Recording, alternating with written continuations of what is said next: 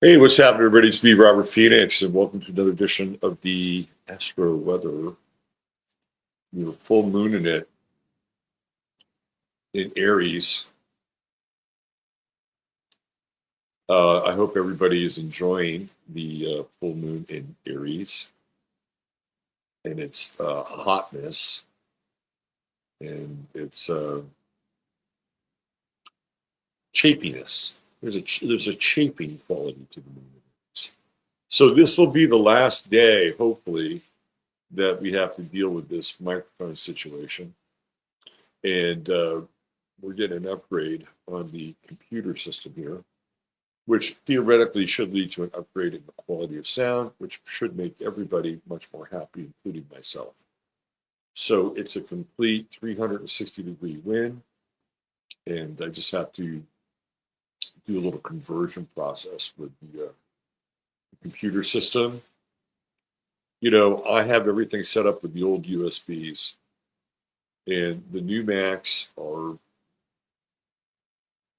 they're not USB compatible. They're USB-C, so you have to get the adapters for the USB plug and stick them on the USB. And, you know, there was a time when Apple and the ports on their computers were beefy. They had all kinds of options. Now, some of those options aren't around anymore, so it doesn't really matter. But or at least they're around, but they're not really that usable. But some of them are very usable. And the beautiful thing about this old computer is it has USB ports on both sides of the computer, and the new ones don't have that kind of flexibility. I always thought it could be cool too. I know it's asking for life if you had charging on both sides of the computer, because sometimes with the cord, it's just easier to be on one side versus the other. But that's a perfect world, and we know that our world is deeply imperfect thanks to the archons, those nasty archons. What are we going to do about the archons? I guess the archons will eventually expunge themselves. All right, let's get into it. Let's see what we have here. Oh, we get a Orlando sighting. How about that? Orlando. Let's get it from the top. Michael's sister Nina, he checked in right after I put this thing live at 12:21 a.m. The new next, yes. The Bisou KK, the California Contrarian. There's double B. We got a double K and a double B. That's a BK.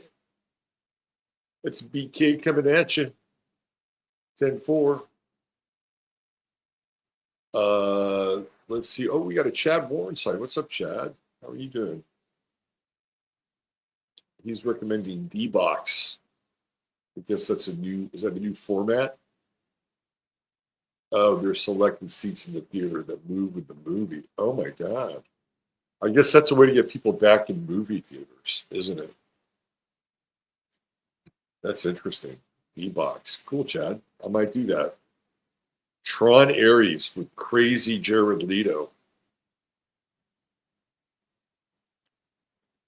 Orle Kobe. What's happening, Orle Kobe? Janice Phillips. There she is. Lena Winkler. You got some rain.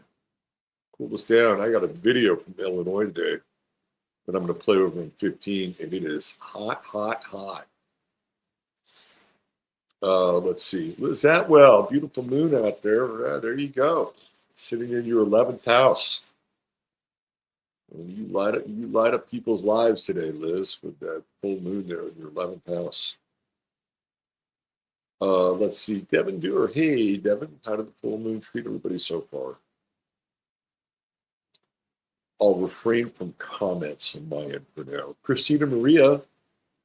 Well, wet Frenchman's Bay in Canada. Wet up there. There's Tom Jordan. David El Narita. We know who that is. That is Jill Wong. Looking forward to today. Yes, Jill and I are meeting. Let's see. Road Atlas. What's up, Road Atlas? Good to see you. There's Janine. There's Julie's son, Julie. Thank you for the cup of coffee. That means a lot to me. I appreciate that, Julie. You can't believe you're actually on time? How about me being on time? That's good. Joan, there she is, the lovely and talented one. Driving and listening. Julie's about to get a thunderstorm, so not every part of this country is dry. Just ask the people in North Carolina, out there by the coast. Alaska Raven, Triple Hay back. There she is, Mad Maxine in that Jardine. Let's see.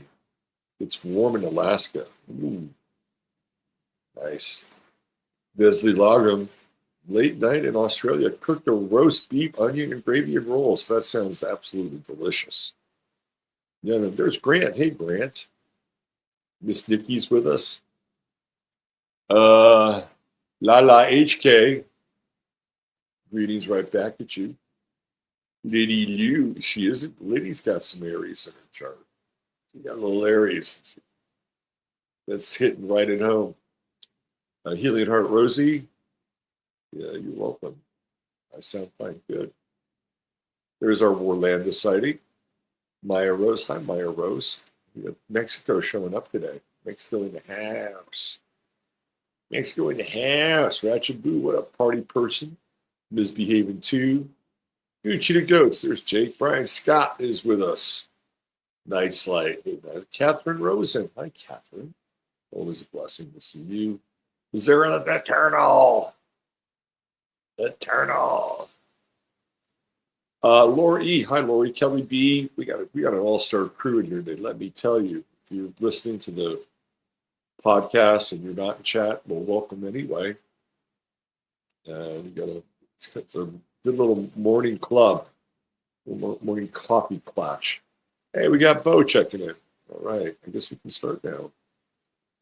Yes, we can. Okay, cool. We got 97 people. Boy, Sunday night show. What's the latest figures on Sunday night show? It might be the biggest show yet on a live. And let me see. Well, so Sunday night, 6.7 thousand people. That is a really, really good turnout. That's usually double what I get. So when David and I pull together, we double up. We have the beautiful NICHELLE Nichols, who is our Star Trek babe for the sign of Libra. Old school. Boy, look at the skin. I mean, I know she's got makeup, but and she aged well. She looked really good for years. And Gene Roddenberry was in a relationship with her. And he broke it off because he wound up marrying Majel Barrett, another one of the Star Trek women. And that was his longtime wife. So at least NICHELLE Nichols has the, I don't know, what would you say? The honor of being the last single woman in Roddenberry's life. So it's not like he just left her for another part-timer. You know what I mean? There's some solace in that. Like if you're going to leave somebody, you leave somebody, I guess, and you marry the next person. But the other person, I'm sure, may not feel that great. Like, well, that could have been me. What was wrong with me? How come I didn't? I think Gene probably made a biological decision. I think he probably wanted a woman whose children are going to look like him. As is the case in many instances. So, yeah. Her other claim to fame is that she was the recipient of the first interracial kiss on TV when James T. Kirk and Lieutenant Uhuru were under some kind of alien mind control spell and couldn't help each other. I guess moving forward, if you get to the Next Generation, Worf, who was played by Michael Dorn, who happens to be black, was in a love triangle with Troy, played by Marina Sirtis, and the second in command.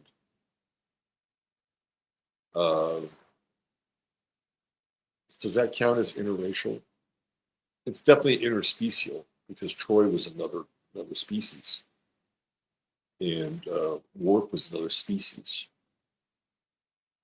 So, did that count as a first interspecial kiss? I don't know. There are Trekkies out there who know these things. I don't claim to know them. I just know enough. Getting the bus ready to head out to Dallas. Woohoo! Look at that. That's some commitment. But Road Atlas, there's a reason why Road Atlas has the name Road Atlas. Need I say more? Right?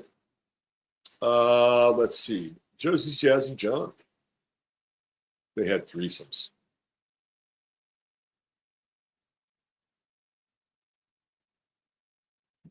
You do both bring in the numbers of outstanding show. Glad everybody liked it. Kirk was plowing the universe. I got to put that up there. That is so true. That is so true. Hey, Ralph, 1628. Hello back at you. Let's see. I know what you're talking about, but that's it. My mom watched it all the time. Star Trek was a thing. You know, they were going to cancel it after the first season, but it was one of the first shows that, due to the amount of letters that NBC received from Trekkies, they kept going with the show. But 3 seasons was probably the max because I think Leonard Nimoy and William Shatner might have killed each other. The one-upping of one another on the set is legendary. They're both Aries, by the way, and I think they're born a day apart. So they both wanted to be alphas, and on the show, it's Kirk who's the alpha, and Spock is the Sigma. He's the Sigma male. He's that kind of quiet, brooding, a bit more introverted, but deep. Spock is deep, right? He can do the mind meld. He had some super fucking powers, Spock. That little thing on the shoulder, just knock you out, man. Put you right out. He was always warring with his human side. You know, that to me is very much like it's an Enlil Enki model, right? Because there's this kind of ongoing, well, I wouldn't call it a rumor. It's not like people are talking about it at HEB. But classically speaking, Enki is Enlil's half brother, which people don't really know about, right? He's a half brother, just like Loki is the half brother of Thor. So you have to ask yourself, well, who would Enki's other lineage be? And Enki's other lineage would be perhaps another extraterrestrial star type, like an Orion, since they're Sirian, right? From the Sirius B cluster. So that sets up an internal conflict inside of Spock, the human side, right, versus the Vulcan side. Just like Enki had an internal conflict with the Sirian side and the Orion side. And it's a fascinating cross-cultural phenomenon, and it shows up on Star Trek. But with Enki, his human side was very what's the word? Human, right? He loved humanity because, again, theoretically, humanity would be his creation, right? Theoretically. Uh, who did I have on the show? Was it Jared Murphy, who kind of laid waste to that theory? I thought he made a really good case that the whole Sitchin thing was just a not very well researched and sloppy kind of retelling of the tale of Gilgamesh. And that's all based on Dead Sea Scroll stuff, right? Anyway, there's a little occult obscure history getting played out through the personification and characterization of the two main characters on Star Trek. All right, let's get into the weather. It's getting hot out there, and I mean hot, hot, hot, hot, hot. Over on 15, we're going to be talking about who is behind, or what is behind the ice raids. You know what I think is interesting is that everybody talks about the Pope and how the Pope did this climate change thing where he was basically blessing a piece of ice, right? You guys saw that. Well, how do we know that the piece of ice wasn't a stand-in for ice, right? Like, how do we know that? We don't know that. And how do we know if he was really blessing it? Or maybe he was cursing it. Maybe he was cursing ice. Because ice does not fit into the model of liberation theology. And remember, he is from Chicago. Pope Leo is from Chicago, where, of course, this whole ice thing is happening now in a big way. I got a video I'm gonna play. It's an epic video. I'm gonna play an epic video over on 15. And it takes place in Chicago, and it has to do with ice. You're not going to want to miss it. So, who's to know what he was really blessing there? I mean, it's all in Latin anyway, and to understand it, you have to go back and translate. And maybe what he's doing is he's putting a curse on ice, or he's blessing the migrants, the immigrants. Maybe that's what's happening there. And people are missing they're missing the symbolism of it. And it has nothing to do with climate change, even though that's what it was marketed as. Souvenir holy ice cube. Yeah, that's right. Okay, so here we go. Let's get into the weather. All right. We are Grand Cross territory. Mercury's gone into Scorpio, coming in, scoring Pluto.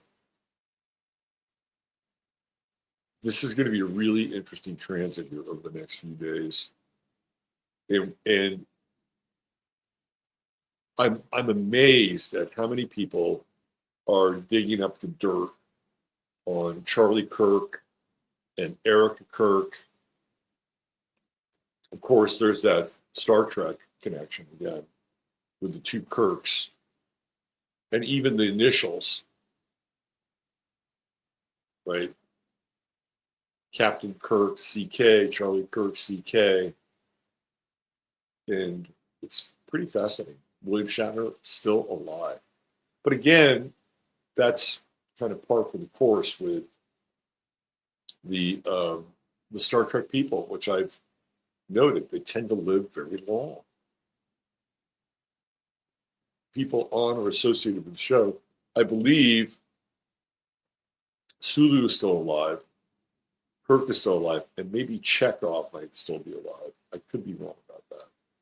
But I think Walter Koenig might be still alive. Walter Koenig reminded me a little bit of Davy Jones from the Monkees. You think that's why they cast him, because he looked a little bit like Davy Jones? Just a thought. But Mercury Pluto square digging up the dirt started yesterday, and there's plenty of buried evidence out there. And we've got an entire planet of digital sleuthery or digital sleuths, and they are digging up the dirt on this thing in a big way, in a really big way. And that's Pluto in Aquarius, right? And we're looking here. Pallas has gone direct, so we're looking for the pattern recognition with Pallas in Aquarius, which makes all of this a lot easier. People are able to see these startling connections, and they are startling. Make no mistake about it.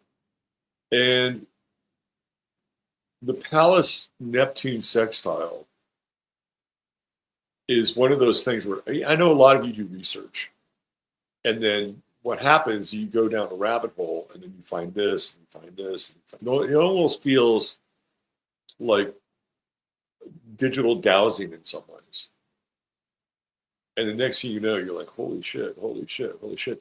I mean, I hadn't looked at Eric Kirk that intensely, but then we did the show on Charlie on Sunday night, and I just glanced at Eric Kirk's page and even Charlie Kirk's page. And this is just like, level one stuff, right? And there's the Trump connection on both sides of the ledger sheet.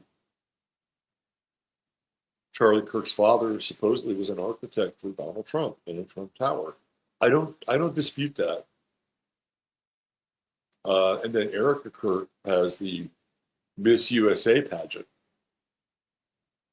who of course it's being run by Trump. And so I've been thinking about the Miss USA pageant.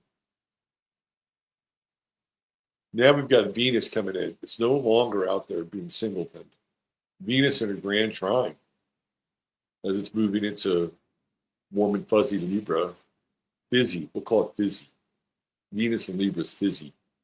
Not always fuzzy, but fizzy. Like, hey, let's have some more champagne. Yeah.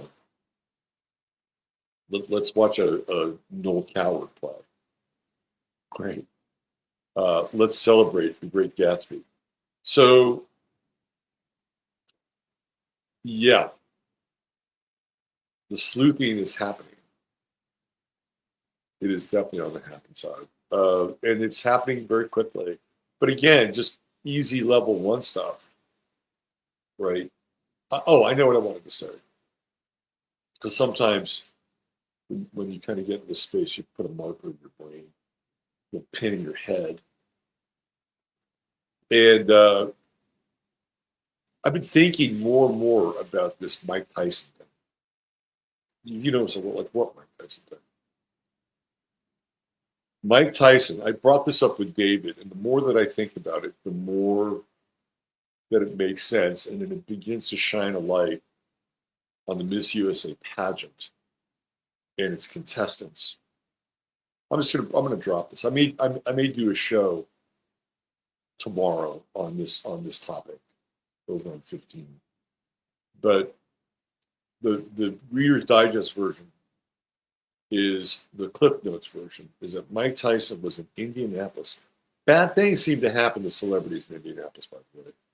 Hello, Mark Sanchez. And Mike Tyson was at the Miss USA pageant in Indianapolis, or maybe it was the Indianapolis Lake. I think it was in Indianapolis. And there's video of him walking by the contestants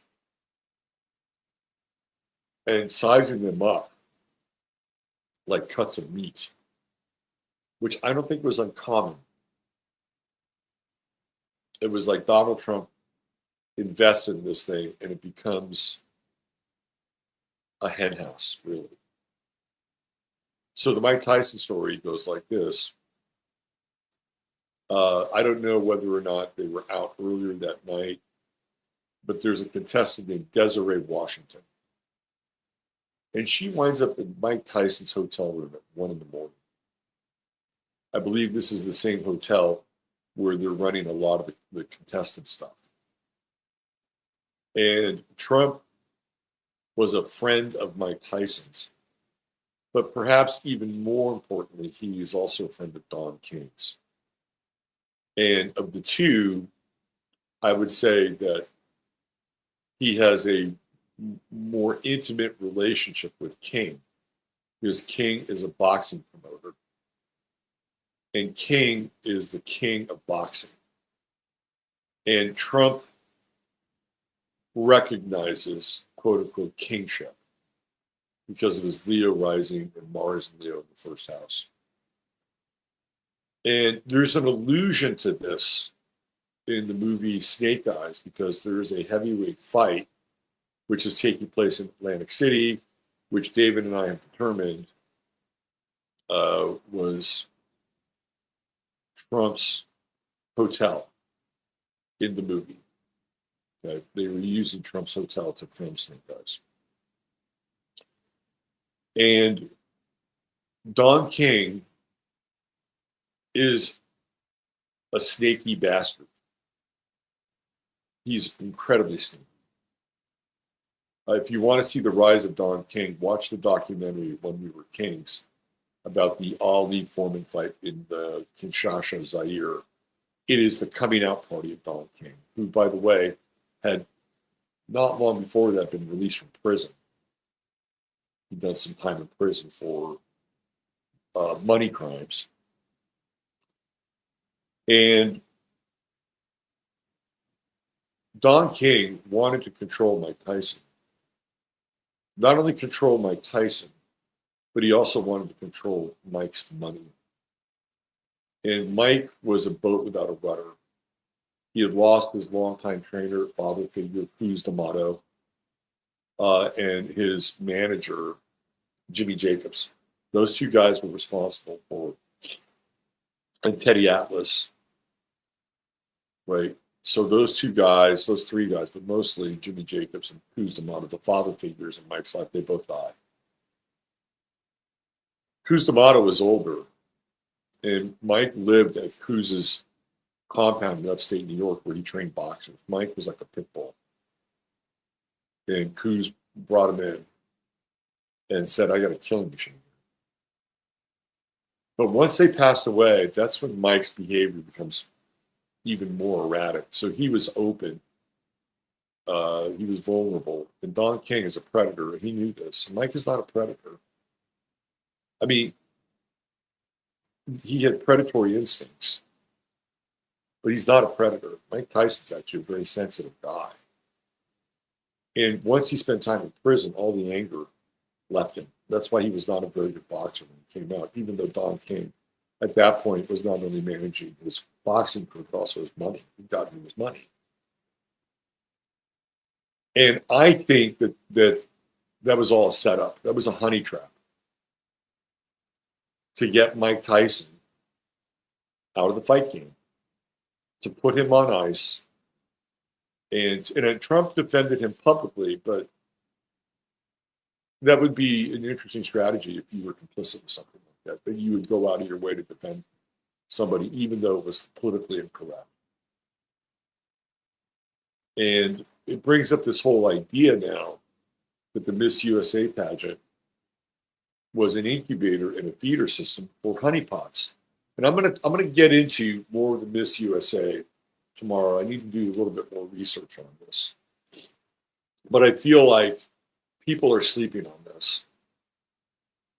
And this gets into this Mercury-Pluto square, right, from a collective level.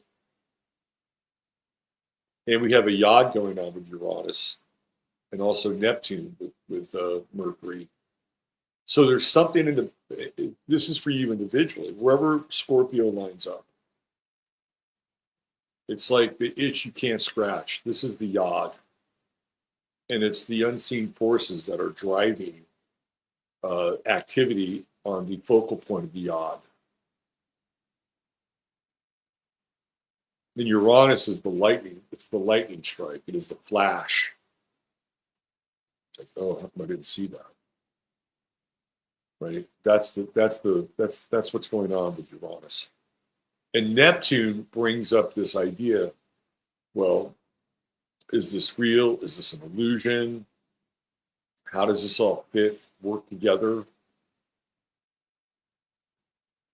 And we're still in a bit of the slight inconjunct with Chiron and Mercury. But Aries and Mars was rulership for Scorpio at one point. So they have an interesting relationship. Mars, Pluto, Aries, Scorpio. But in your own life, if you feel like something is off or something is wrong, do not get paranoid, but also don't bury it. Calmly just go about your business and piece the facts together. And what you find may be a bit alarming. And with the Mercury-Pluto square, there's kind of an obsession. Now we're into Mel Gibson and conspiracy theory territory. Didn't that movie just murder conspiracy theorists in some ways? It really did. So the conspiracy theory is a brilliant movie. And it's coming at a time where people are starting to wake up. They're starting to, put together 9/11 in Oklahoma City and Waco and all these other things that are going on. It comes out, I believe, if I'm not mistaken, like late Clinton, probably late Clinton. And I didn't want to see that movie, but I did, and I've seen it a couple of times. But that's the downside with the Mercury-Pluto square. Like you're obsessed. Somebody's obsessed and don't want to let go of whatever it is that is locked in that fixed square. And of course, Mercury is still squaring Jupiter.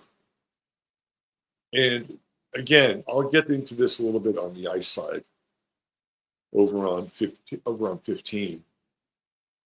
So the Jupiter squares make everything bigger, right? And ideologically, we're seeing that Mercury-Jupiter square when it comes to things like prayer and this holy self-righteousness.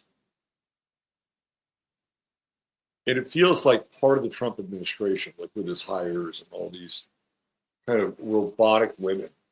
I mean, look at the women in the Trump admin. They're all kind of robotic. Pam Bondi is robotic. Kristi Noem is robotic. Carolyn Levitt is robotic.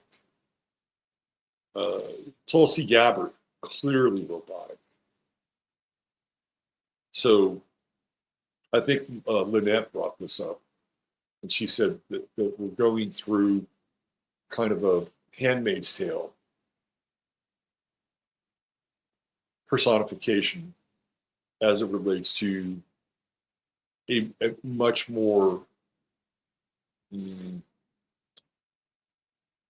traditional, shall we say, view of women. Like the whole trad wife thing has really taken off with Jupiter and Cancer. And I would agree with that, but I'd also throw in the Stepford wives. Because the Stepford wives are these women who are being replaced, right? And they're being replaced by highly functional robots. And who's to say that some of these women that are popular in the Trump administration or even surrounding Trump aren't robots? I know that sounds crazy, but with the Mercury-Pluto square, everything is on the table, right? So it's like a combination of the Stepford wives and the Handmaid's Tale. So, yeah, I think that we have to. Erica Kirk has brought up a call to action to look at these USA pageants and what is really going on there. I think they're looking for people ultimately to play roles like Erica Kirk. So it'll be interesting to go back and look at some of these women who have actually been in the pageant. There's a record of the winners and everything. Now, keep in mind, Miss USA was a competitor to Miss America. And I don't know. I mean, I always thought it was kind of weird. Like, beauty pageants are weird anyway, and really baked into our culture. But I always thought it was weird that Donald Trump would own Miss USA. It was like, okay, what are we going to do? We're gonna do this thing. I think Miss USA, he bought it. It was already there. He didn't create it. Like, he just like Pfizer RX or Trump RX. Trump RX comes from Pfizer Direct. It was something that Pfizer was working on. So they're just taking Pfizer's interface and their model and they're rebranding it to make it look like it's Trump's, but it's really not Trump. So Trump is good at the rebrand, and that's what he did. But if you have that amount of money and you wanted to create something where you have all these beautiful women in these, and it's not even the women, like, there are women that don't make it. So if you were to go to, let's say, Phoenix, where Erica Kirk or Scottsdale, whatever, right? It's kind of the same. There were probably 25 versions of Erica Kirk. She was the one that got chosen. And so what happens to all those other women?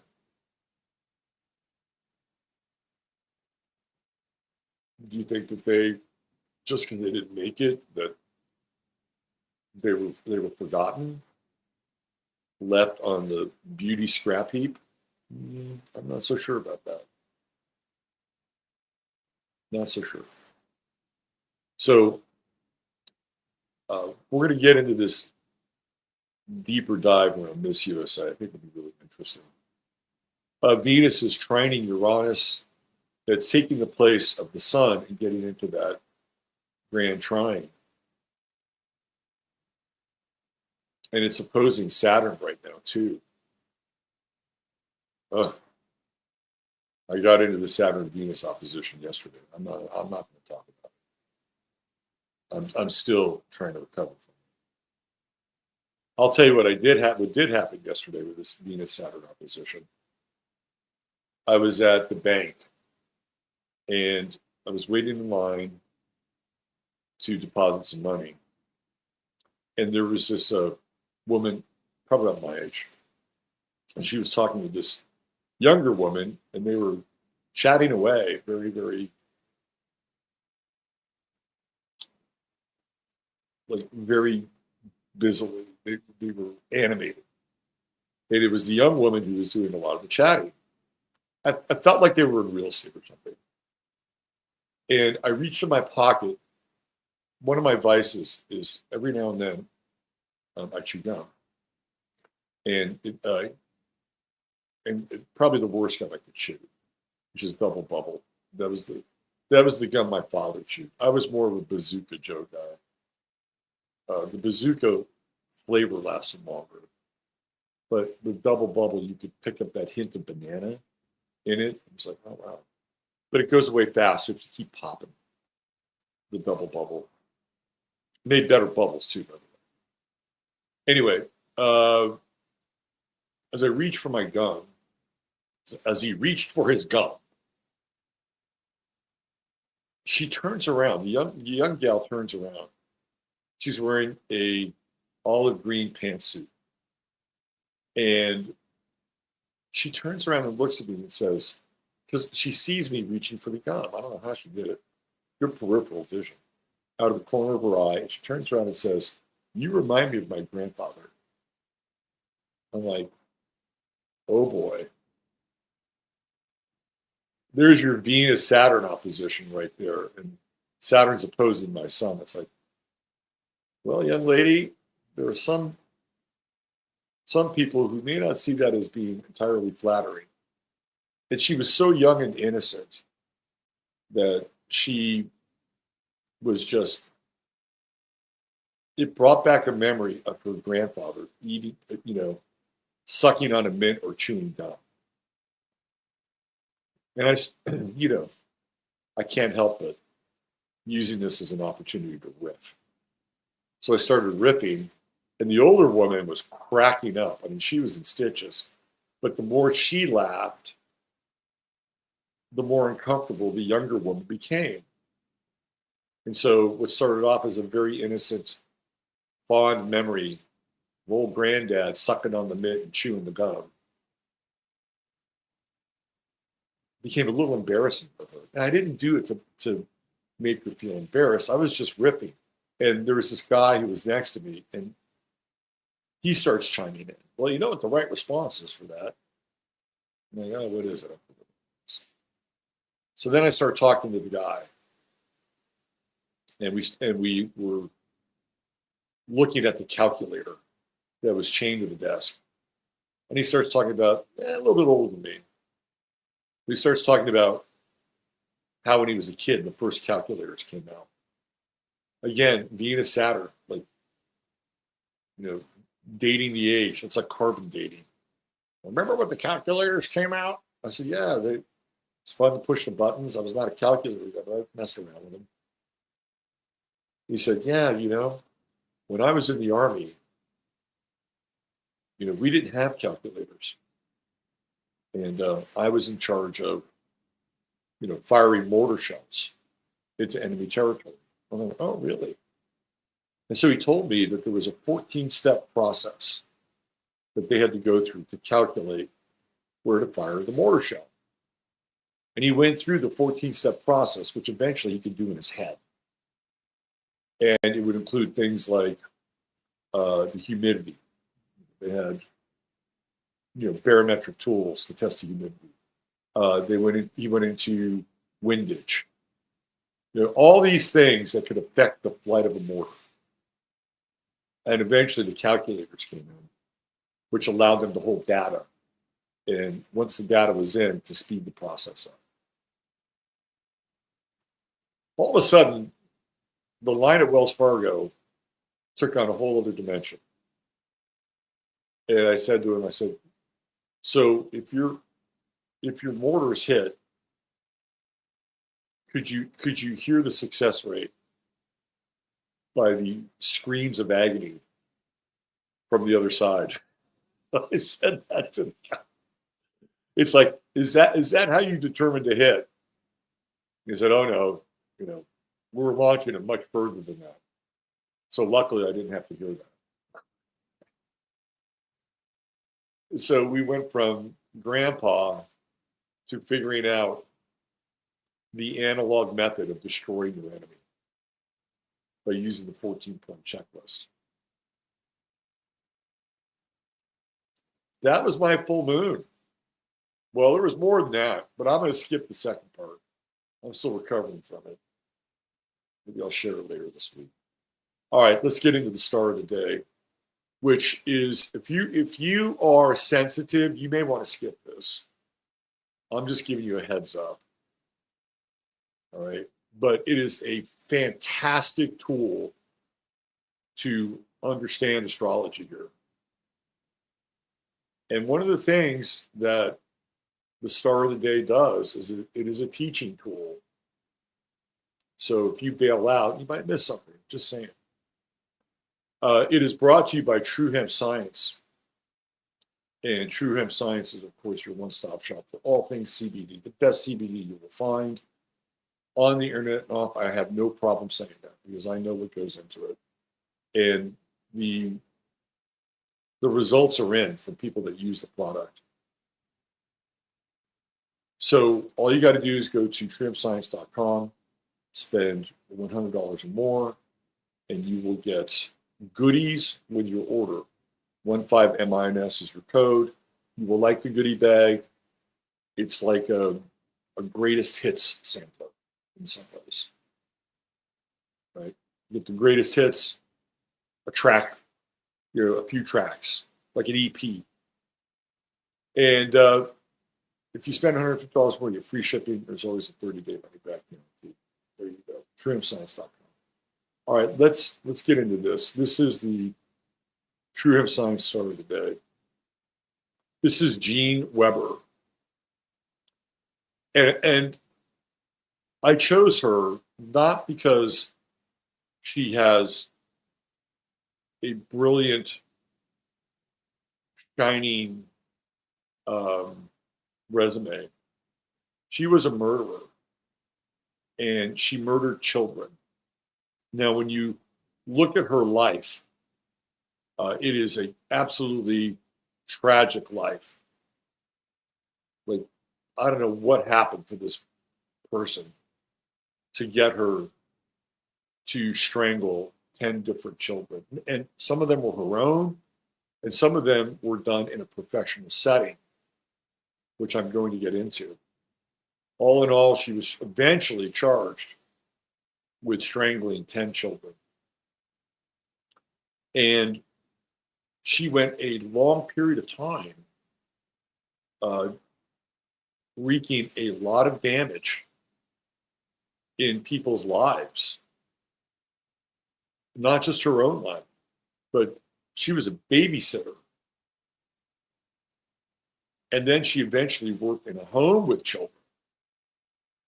Talk about a wolf in the hen house. So where do we see this in her chart? And the amazing thing is that she kept getting off, right? Like there was never enough evidence, even though these children would die of like asphyxiation or, and there would be marks around their necks and bruises. I mean, she was, brutal.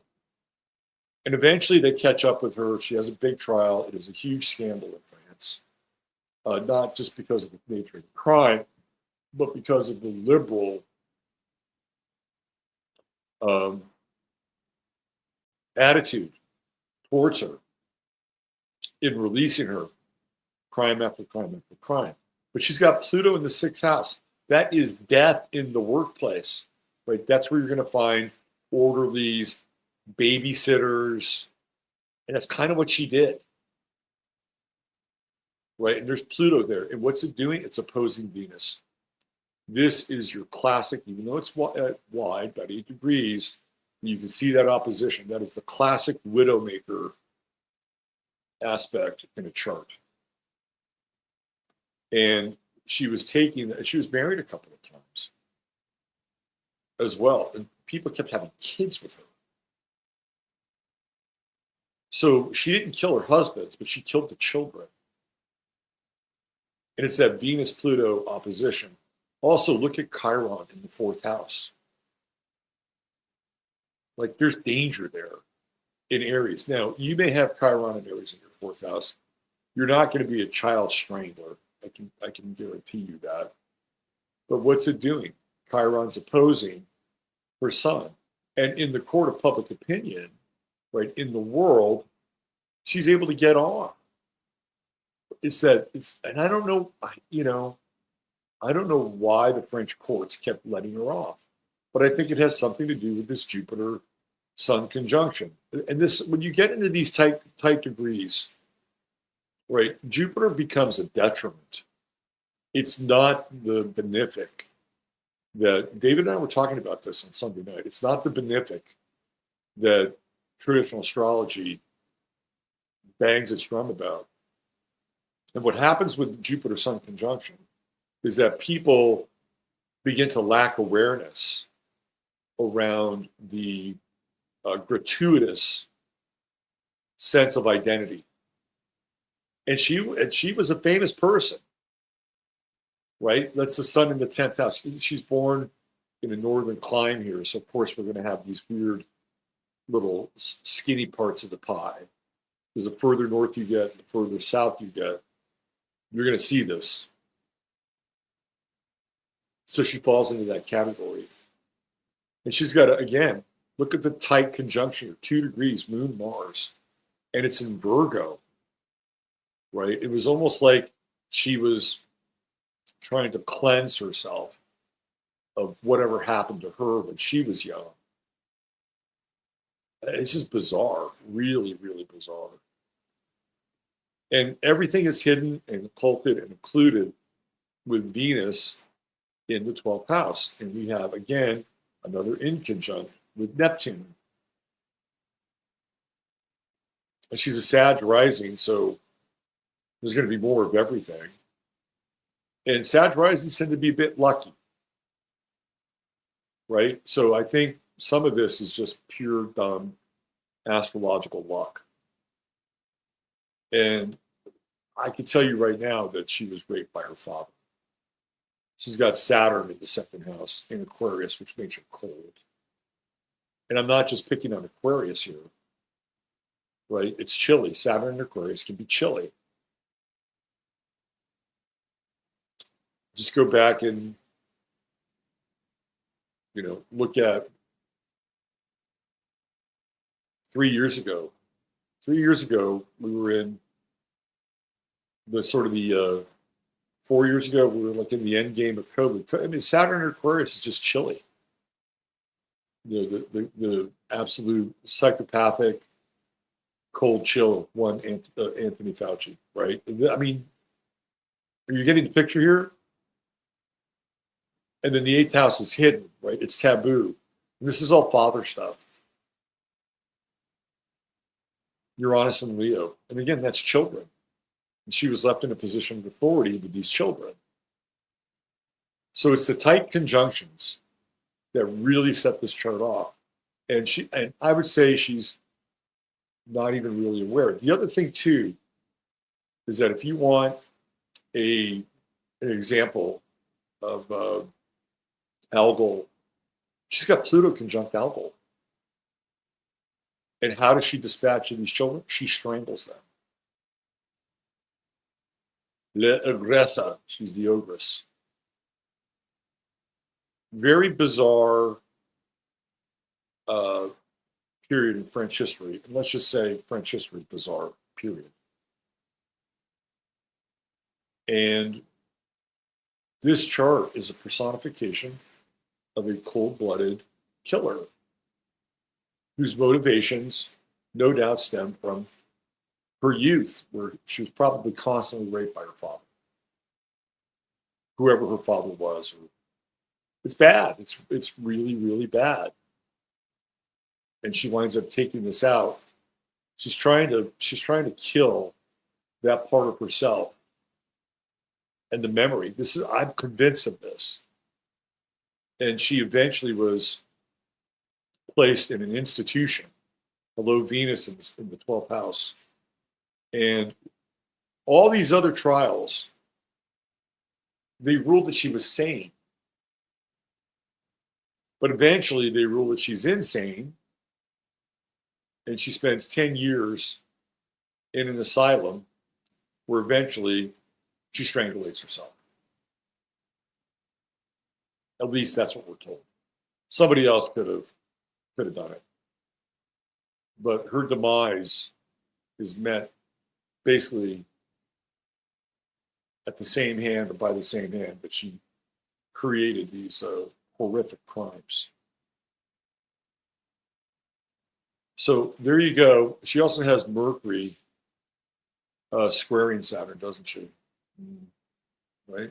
Let's just go down the old, what's Mercury doing? Mercury Saturn square. Yep. Mercury Saturn square. So she was also probably intellectually challenged. What a very bizarre life and a real stain. There's a lot of stains on French history. Dreyfus Affair, the French Revolution, all that stuff.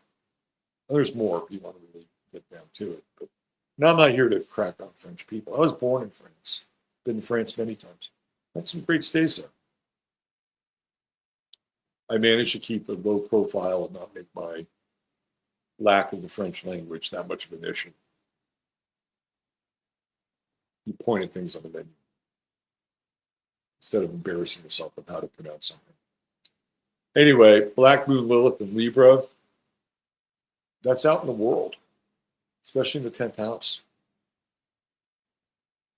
Who knows? Maybe she was jealous of the kids.